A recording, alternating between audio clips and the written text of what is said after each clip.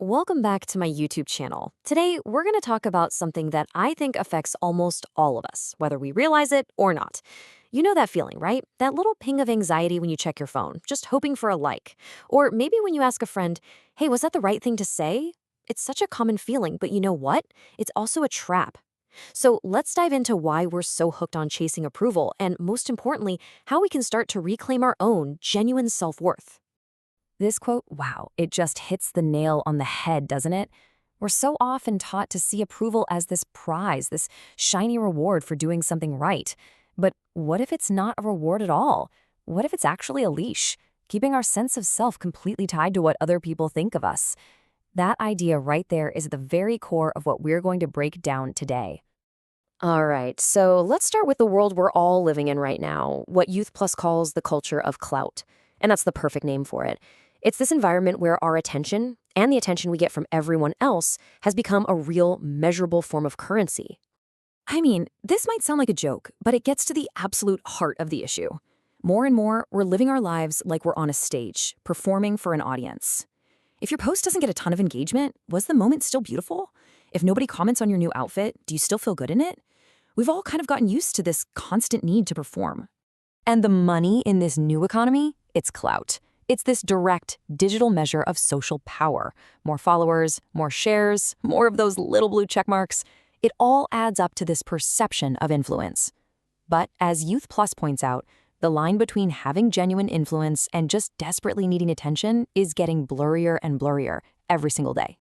And this really highlights a massive shift in how we behave. Think about it. We've moved from just sharing our lives to meticulously curating them. That genuine, spontaneous expression is being replaced by a calculated digital performance. We're not just living anymore, we're constantly editing our own lives, hoping for a round of applause. So, why are we so completely hooked on this? Well, it turns out this isn't just a cultural problem, it's actually a biological one. Our modern culture of clout is tapping directly into our brain chemistry, and it's creating something experts call the dopamine loop. This cycle here, this shows you exactly how the addiction works. It's so simple yet so powerful. You post something. The likes and comments start rolling in, that's the digital applause. Your brain then releases dopamine, that feel-good reward chemical. And for a second, you feel fantastic. You feel seen. But here's the catch. Dopamine spikes don't last, and then comes the crash, leaving this void of anxiety and self-doubt that just drives you right back to post again, to chase that exact same high. I love this metaphor from Intuit Well. External validation is just like a sugar rush. It's this quick, intense hit that feels amazing in the moment, but it always leaves you crashing and craving more. Real, lasting fulfillment, the stuff that actually nourishes you, comes from within. It's built on different brain chemicals like serotonin and oxytocin, which are tied to a stable sense of self-worth and genuine human connection. So the big question is, how do we get that real nourishment instead of just constantly chasing the next sugar rush? Well, it all comes down to this core psychological concept that basically determines how vulnerable we are to that dopamine loop. It's called your locus of control. Okay, think of it this way. Are you the driver of your own life, or are you just a passenger along for the ride? Someone with an external locus of control basically believes that outside forces, luck, other people, the algorithm, are in charge. But someone with an internal locus of control believes that they are the primary force in their own story. Their actions, their decisions, that's what shapes their life. And this quote just perfectly captures what happens when our internal locus of control is weak.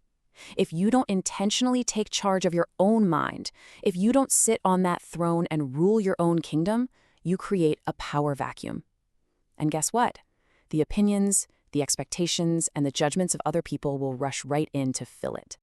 Now, it's really important to know that this pattern doesn't just appear out of nowhere. As Harvard Mental Health explains, it often has deep roots in our childhood. Things like getting inconsistent attention or conditional love. I love you when you get good grades, or having your feelings dismissed. All of this can teach a young brain that its safety and its worth depend on pleasing others. Realizing this is a learned behavior is the absolute first step to unlearning it. Okay, so we've looked at the problem, we've looked at the science, we've even looked at where it comes from. Now for the most important part, the solution. How do we actually break free from this cycle and start building a stronger, more resilient internal world? Here is a powerful, totally actionable toolkit. First, before you share something, do a decision audit. Ask yourself, am I sharing this for valuable input or am I just looking for a reaction? If it's the second one, just wait. Next, learn to validate your own emotions. Just tell yourself, it's okay that I feel this way. This feeling makes sense.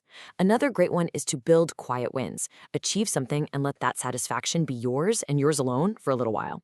And finally, practice saying no to small things. It builds the muscle you need to say no to the big things. Ultimately, this is the entire point.